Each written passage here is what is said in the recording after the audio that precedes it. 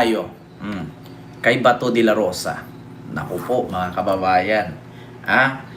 Sa mga nagsabi, Ken, bakit ang tagal naman ni Batong aristuhin? Kung naalala ninyo, mga kababayan, sinabi ni Ombudsman Boying Rimulya na may hawak siyang unofficial warrant of arrest. Ngayon mga kababayan, kahit ako nasilip ko din po yan. Napanood ko din yan. Ngayon mga kababayan, wala naman tayong rights na sabihing nasilip. Kasi nasilip ko lang naman pero hindi ko hawak yan. Nasilip ko lang. Ngayon mga kababayan, may nagpatunay na talaga. Isang reactor, isang vlogger, isang columnist, hindi ko alam kung anong tawag sa kanya. Isang journalist ba to? Si Richard Hidrian ang kanyang apelyido. According dito mga kababayan, pinatunayan po ni Richard Hidrian na kaaway ni Tio Moreno at galit ang mga DDS dito na kaibigan ng mga kakamping. Si Richard Hidrian mismo nagsabi, mga kababayan, at pinatunayan niya na meron daw talagang ICC warrant of arrest. Nakita na niya, mga kababayan. Ito po, basahin ko lang mula po ito sa Pilipinas Today. Ayan, si Bato, si Richard Hidrian.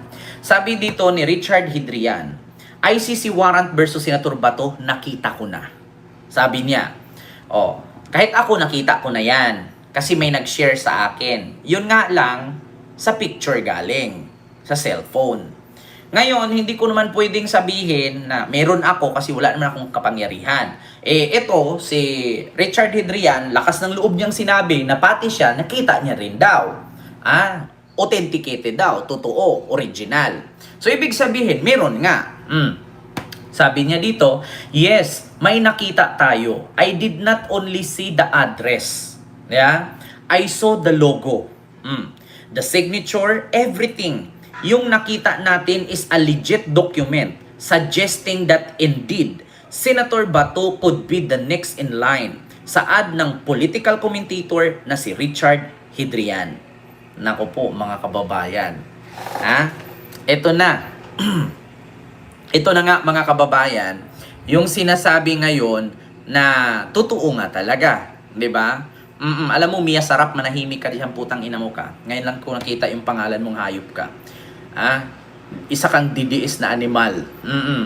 Alam niyo mga DDS, huwag kayong magsubok na pumunta sa aking channel at magko-comment ng ganyan, Kent, ganito ganyan, ganun. Alam niyo, sa tinagal-tagal kong nagbablog at nagre-react, alam ko yung mga galawan ng mga DDS. Kapag may mag-comment, Kent, may plano ka daw bumaliktad.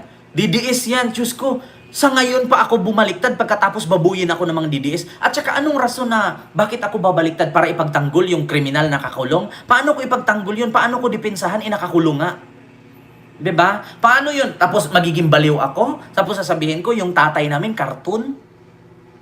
'Di ba? Alam niyo yung mga DDS, tigil-tigilan niyo yung mga ganyang comment. Ken, sabi mo ganito daw, ganun daw. Hindi pa ako baliw Hindi pa ako natanga at hindi ako nauntog na nagkamali at nakalimutan ko ang aking paninindigan. Hindi ako bobong DDS na tulad ninyo na babaliktad. Putang ina. Babaliktad ako para ipagtanggol si Digong? Tapos paano ko ipagtanggol nakakulong? Tapos magkuha ako ng standee, tapos susuotan ko ng jacket kasi sabihin ko nilalamig. Ganun ba yan mga DDS? Putang ina nyo, sasabihin nyo pa akong baliktad. Babaliktad ako, operan ko nyo 10 million a month. Babaliktad ako.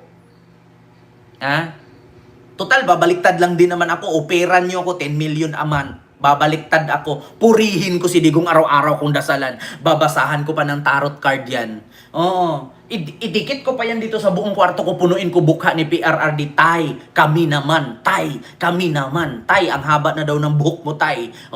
Magpapahaba din ako ng buhok, gayahin ko si Digong. Tapos hindi na ako maghilamos para mapuro blackheads yung mukha ko at mukhang puwet ng manok. Diba? So ngayon mga kababayan, eto na. Mismong si Richard Hidrian ang nagsabi na nakita niya itong naturang warrant. Ito po mga kababayan, basahin ko lang. Ito po, basahin ko ulit. Ito kasi yung comment niya kanina sa baba, ang binasa ko. Ngayon itong artikulo ng page. Ayan, nakalagay. Inihayag ng isang political commentator na si Richard Adrian na nakita niya ang umano ang isang kopya ng arrest warrant na inisyu ng International Criminal Court or ICC laban kay Senator Bato de la Rosa. Unless my eyes are lying to me. I literally had 5 seconds to go to true kasi I was also wondering, totoo ba tong barangay ba to? Cause they were always questioning, ano ba talagang address niya? Where is the name Bato coming from? Pahayag ni Hadrian sa isang panayam sa kanya sa programang Storycon ng One News nitong Miyerkules, Enero 7. So kaya pala mga kababayan, yung history ng pangalan ni Senator Bato de la Rosa, diyan pala nag-umpisa sa Barangay Bato. Ang address kasi na nakalagay sa warrant of arrest niya galing sa ICC ay Barangay Bato. Kaya pala, binansagan siyang Bato de la Rosa. Kasi sa Barangay Bato siya na residente at tumakbo nga siyang politician kaya ang kanyang bansag ay Bato. So alam nyo na. Yun ang sabi ni Adrian. So unless my eyes are lying to me, I literally had 5 seconds to go through kasi I was also wondering, totoo ba tong Barangay Bato? Cause they were always questioning ano ba talagang address niya. So nakalagay kasi Barangay Bato. Where is the name Bato coming from? Pahayag ni Hadrian sa isang panayam sa kanyang programang Storycon sa One News nitong Miyerkules. Aniya pa, hindi lamang umanong address ang nakita niya sa naturang warrant, kundi pati ang logo, signature at lahat ng pwedeng indikasyon na lehitimong dokumento ang nakita niya at si De La Rosa ang next in line. Having said that, should we be surprised? I mean, if they went after President Duterte, it was just a matter of time. They go to after the COO and other key perpetrators ng drug war which allegedly led to extrajudicial killings, dagdag pa ni Hadrian via Jillian Libunaw.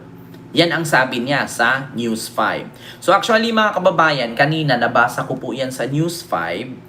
Ayan, News 5, Storycon, Richard Hadrian. Mga kababayan, warrant ni Bato. Kasi napanood ko yun kanina, actually mahaba po yun mga kababayan, yung interview ni Richard Hadrian na Bato warrant of arrest na kwinento niya sa News 5 sa Storycon na siya mismo nagsabi, sabi niya, totoo ba to? Ang Barangay Bato na naka-address? So yun po ang katotohanan mga kababayan. Kaya pala dyan nag-umpisa ang pangalan ni Bato de la Rosa kasi mga kababayan, sa Barangay Bato pala siya nakatira. Alam nyo na, mga kababayan, kaya siya'y binansagang Bato kasi taga-Bato siya. Ayan na, mga kababayan. Ngayon, alam nyo na ha.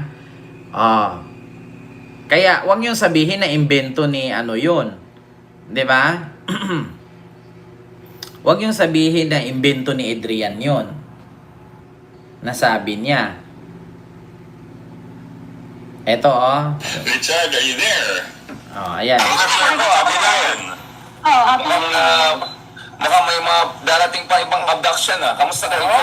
Barangay Bato, Santa Cruz, Digos City, Davao. Sabi kasi kanina, 5 minutes nag-aayos ka pa ng buhok. Sabi ko, kulang 5 minutes doon. Sa akin kasi, 5 seconds, ayos na buhok ko Sino ang sa'yo? Wala naman yung 5 seconds ba? Safe circles lang tayo, sir. Kaya are we sure even where he is right now, diba? And I'm sure this team is also preparing for contingencies and all. At may kinalaman din siguro yung request ni Congressman Pulong na the Supreme Court should be involved.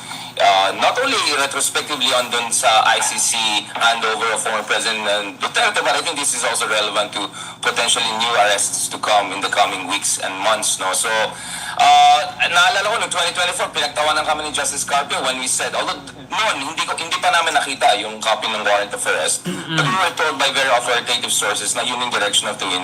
Naalala ko, pinagtatawanan tayo, and then next thing you know, nangyari talaga last year yung arrest ni President Duterte. But we know that this is not just a question of law, this is not just a question of determination ng ICC, this is also operational. Operational security, hindi na to a secret to a great degree, but it's a question of operational security and operational enforcement. In the case of President Duterte, of course, there was a surprise element. Partly the surprise that Digong himself was not smart enough to realize that if he didn't want to stay in China, if indeed China was not willing to give him the kind of gilded exile that he was having in mind, a la Maduro in Turkey, allegedly was also offered the gilded exile that he didn't take. Then if he were to fly back to Philippines, dapat sana kinuha niya yung private jet to go bypassing Manila, maybe via Cebu, or go straight to Davao. He had the option. Pero Richard, ang tanong kasi ni Ami, ay nakita mo ba yung warrant? Para alam Ayan. niya kung gagawin niyang headline ng Philippine Star bukas. Kumbaga, Ano nung nakita mo. Kung naglalakad ka kasi, sabi mo, nakita mo na yung warrant eh. No? Basta may nakita tayo, yes, may nakita tayo. Unless my eyes are lying to me or kailangan ko na check yung grado ng aking mata. But how did you see? What was the wording? And where the document is from what agency to what agency? O si Ami kasi nagsusulat na eh. Baka kailangan ko ng I might need to introduce you to someone else who might have even more time. I literally said that it's almost like the 5 seconds you had to fix your hair. I really had 5 seconds to go to, kasi I was also wondering, totoo ba tong Barangay Bato? Kasi we always question, ano ba talaga address niya? Where is this name Bato coming from? So I have jokingly asked someone, is that really the address? And then the next thing I know, I did not only see the address, I saw the logo, I saw the signature. Everything that suggests to me that indeed yung nakita natin is a legit document suggesting that indeed Senator Bato could be next in line. Having said that, should we be surprised? I mean, if they went after President Duterte, it was just a matter of time they go after the COO and other key perpetrators ng drug war, which allegedly led to mass extrajudicial killings. But as we say, feeling ko yung government because this is an operational issue. Kaya nga before you cut me, Sir Ronald, I was about to say, yung kay Digong, medyo naswerte yung gobyerno dyan because it looks like there was counterintelligence involved, there was false information involved. So much so na nakita natin si Harry Roque na supposedly, allegedly may mga Tweety birds sa Department of Justice among others, more he was fed false information, whether double agent to or whether false information, misinformation to. So it was a very sophisticated operation. Ayun mga kababayan, medyo mabilis siya magsalita tapos medyo basag yung mic niya. At least naintindihan natin kasi binasa ko din naman kanina, sabi nga ni Richard Hidarian na siya mismo nakita niya sa mga mata niya, logo, signature at saka yung address ni Bato na Barangay Bato, Digos, Davao City.